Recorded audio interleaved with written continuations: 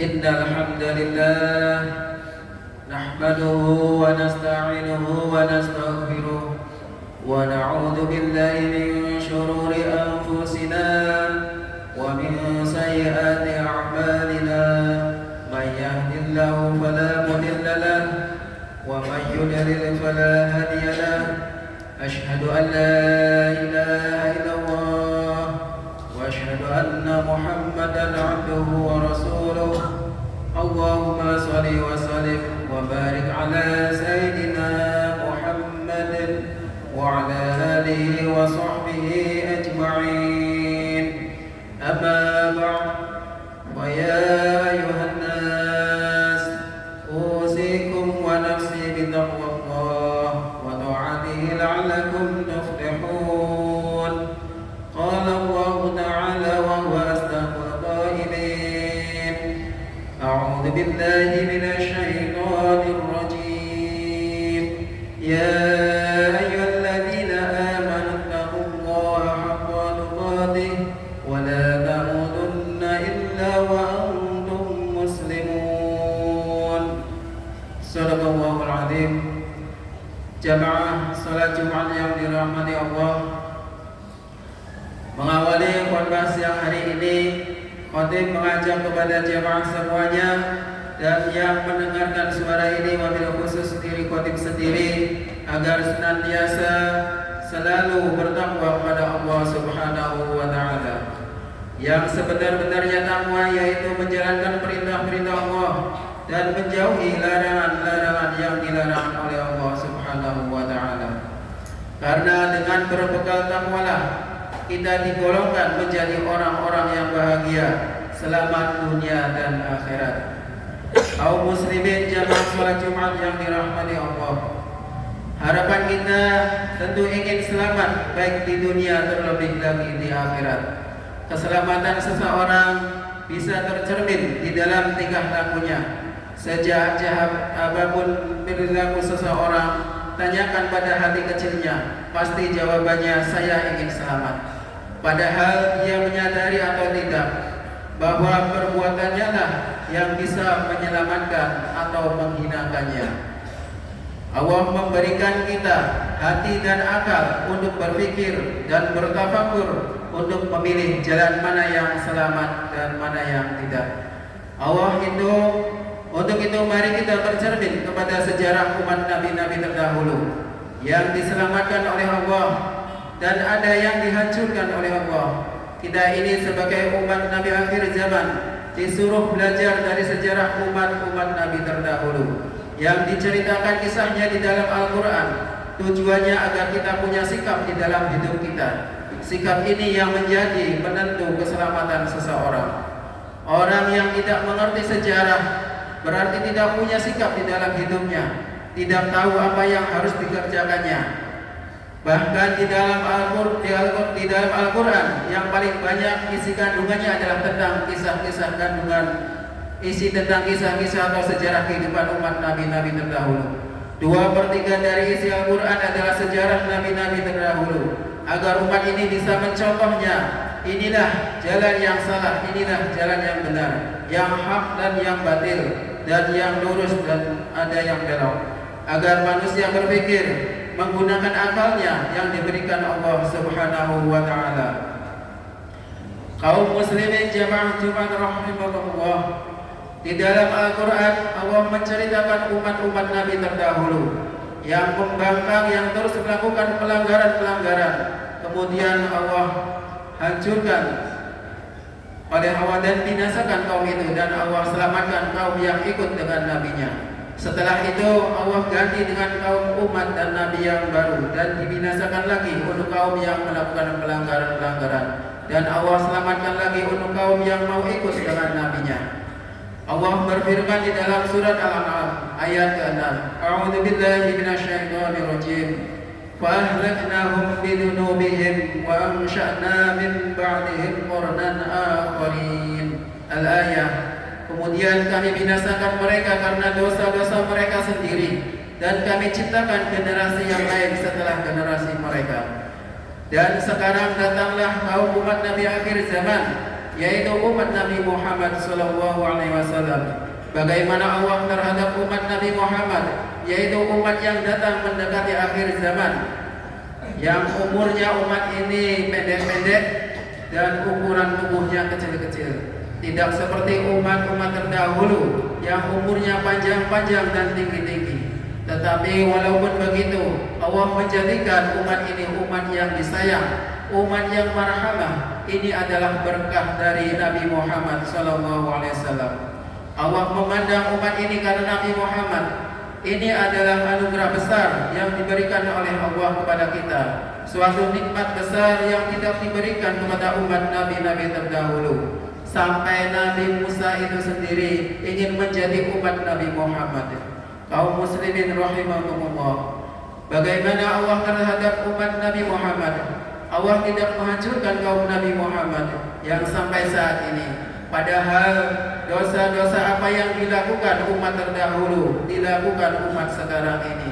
Tidak ada yang tertinggal. Tapi Allah sayang kepada kita karena Nabi Muhammad. Kita bersyukur dijadikan umat Nabi Muhammad yang kalau maksiat umat Nabi Muhammad ini ditunggu taubatnya oleh Allah, tidak langsung dicatat oleh malaikat perbuatan dosanya. Barangkali kata Allah, nanti malam dia taubat, barangkali besok dia mau taubat. Jadi masih disembunyikan aib kita oleh Allah, ditunggu sampai dia taubat. Berbeda dengan umat terdahulu yang kalau maksiat langsung tertulis di pintu rumah-rumah mereka. Fulan bin fulan berzina, fulan bin fulan korupsi. Bahkan ada yang maksiat diampuni dosanya dengan cara tebusan nyawanya, saling membunuh, yaitu umat-umat Nabi Musa alaihissalam. Kaum muslimin jamaah Jumat rahimahumullah, walaupun begitu Allah sayang kepada umat ini, tapi janganlah melakukan perbuatan yang bisa mengundang murkanya Allah, seperti kemaksiatan. Kalau terlanjur melakukannya, maka cepat-cepatlah minta ampun dan beristighfar kepada Allah. Jangan menganggap remeh namanya dosa. Bukan dilihat dari ukuran besar kecilnya dosa, tapi kepada siapa melakukan dosa itu. Orang soleh melihat pelanggaran bukan dosa besar atau kecilnya, tapi kepada siapa pelanggaran itu dilakukan. Diibaratkan melempar gulungan kertas kecil dilemparkan ke muka seorang raja. Tidak ada yang samar bagi Allah, yang sir atau yang jauh, walaupun hanya terlintas di hati. Kaum muslimin yang dirahmati Allah, tetapi jangan berputus asa dengan rahmat Allah atau ampunan Allah, dan jangan pula merasa aman atas dosa-dosa kita dari murkanya Allah, karena keduanya itu merupakan dosa besar. Putus asa adalah ketakutan murni yang menguasai hati sehingga tidak menyisakan pengharapan sedikit pun. Allah berfirman di dalam surat Al-Hijr ayat 56. A'udzu billahi minasyaitonir rajim. Qala wa may yaqnatu min rahmati rabbih illa dhallun. Nabi Allah Ibrahim berkata, tidak ada yang berputus asa dari rahmat Tuhannya kecuali orang-orang yang sesat. Jadi orang yang berputus asa dari rahmat Allah sesungguhnya tidak mengerti tentang Allah dan sudah pasti akan terjerumus dalam meninggalkan ketaatan dan melakukan kemaksiatan, sebab ia melihat bahwa ketaatan tidak bermanfaat baginya. Sedangkan seorang yang merasa aman atas dosa-dosanya dari azab Allah, ia akan terus melakukan kemaksiatan dengan anggapan bahwa kemaksiatan tidak berbahaya lagi bagi dirinya. Allah berfirman di dalam surat Al-A'raf ayat 99, A'udzu billahi minasyaitonir rajim. Qala ya'manu faqrullahi illa qaumul khasirun. Tiadalah yang merasa aman dari azab Allah kecuali orang-orang yang merugi. Jadi seseorang yang berputus asa dan yang merasa aman akan terus melakukan kemaksiatan dan meninggalkan amal soleh. Seakan-akan perbuatan mereka menyatakan bahwa ketaatan tidak bermanfaat dan kemaksiatan tidak membahayakannya. Dan hal ini merupakan fitnah besar yang terjadi saat ini. Mereka lupa dengan firman Allah di dalam surat Al-Zalzalah ayat 7-8. A'udzu billahi minasyaitonir rajim. Wa may ya'mal mithqala dzarratin khairan yarah. Barang siapa mengerjakan kebaikan seberat zarah, niscaya dia akan melihat balasannya. may ya'mal mithqala dzarratin syarran yarah. Dan barang siapa yang mengerjakan kejahatan seberat zarah, niscaya dia akan melihat balasannya. Kaum muslimin jamaah rahimakumullah, sebagai penutup khutbah siang hari ini, ada sebuah hadis qudsi yang diriwayatkan oleh sahabat Nabi Anas bin Malik. Hadis qudsi ini menurut Al-Fakir suatu kabar gembira bagi kita yang sudah terlanjur melakukan banyak kemaksiatan. An Anas radhiyallahu anhu qala sami'tu Rasulullah sallallahu alaihi wasallam yaqul qala Allah ta'ala ya abna Adam innaka ma da'awtani wa rajawtani ghafartu laka ala ma kana minka wa la ubali ya abna Adam law balagat dhunubuka ala as-sama'i thumma astaghfartani ghafartu laka ya abna Adam innaka law ataitani bi qurabil ardi khadaya thumma laqitani la tusyriku bi syai'an la ataituka bi qurabiha maghfirah.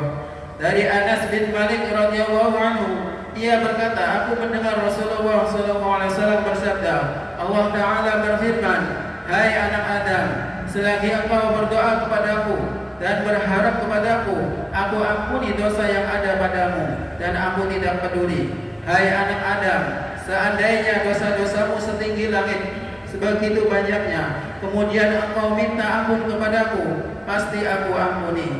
Hai anak Adam, seandainya engkau mendatangiku dengan dosa sepenuh bumi, kemudian engkau menemuiku dengan tidak menyekutukanku dengan apapun, pasti aku akan menemuimu dengan ampunan sepenuh bumi pula. Hadis riwayat At-Tirmidzi. Hikmah dari hadis qudsi ini, seorang hamba yang datang kepada Allah dengan membawa begitu banyak dosa, kebalikan dari hamba-hamba umumnya datang pada Allah dengan pahala-pahalanya yang banyak, dengan hajinya, dengan umrohnya, sedekahnya, sholat malamnya, puasanya yang menjadikan Allah ridho senang padanya. Tapi seorang hamba ini yang bertawasul dengan dosanya, datang kepada Allah dengan dosa-dosanya begitu banyak sampai memenuhi langit dan bumi, tapi jawaban Allah Subhanahu wa Ta'ala, Allah berkata, la ubali, saya tidak peduli selama engkau tidak menyekutukanku, aku ampuni walaupun dosamu setinggi langit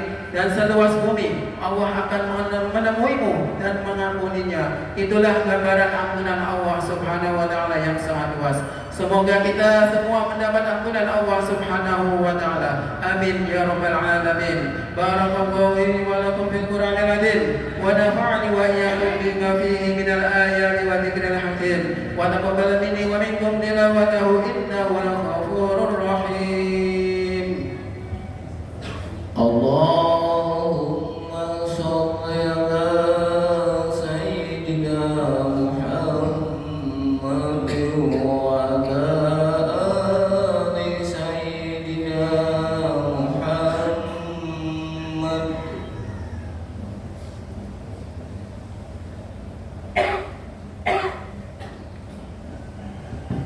Alhamdulillahi Rabbil Alamin hamdan yuwafi ni'amahu wa yukafi mazidah.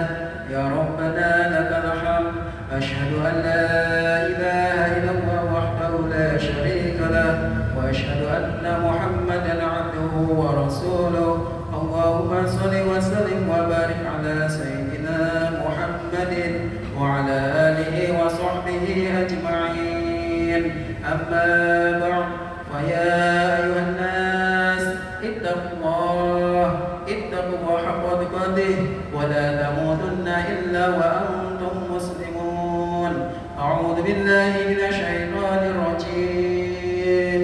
Innallaha wa malaikatahu yusholluna 'alan nabi ya ayyuhalladzina amanu shallu 'alaihi wa sallimu taslima.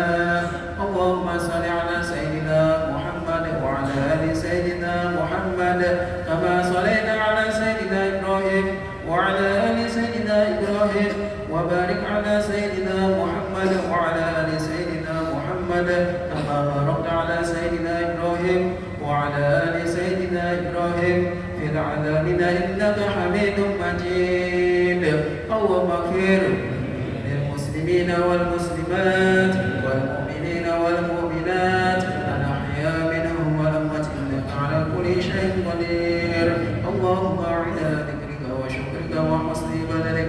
اللهم إنا نسألك سلامة في الدين وعافية في الجسد وصحة في البدن وزيادة في العلم وبركة في الرزق وتوبة قبل الموت ورحمة عند الموت ومغفرة بعد الموت. اللهم هون علينا في سكرة الموت والنجاة من النار والعفو على الحساب. ربنا تقبل منا إنك أنت السميع العليم وتب علينا إنك أنت التواب الرحيم. ربنا آتنا في الدنيا حسنة وفي الآخرة حسنة وقنا عذاب النار والحمد لله رب العالمين.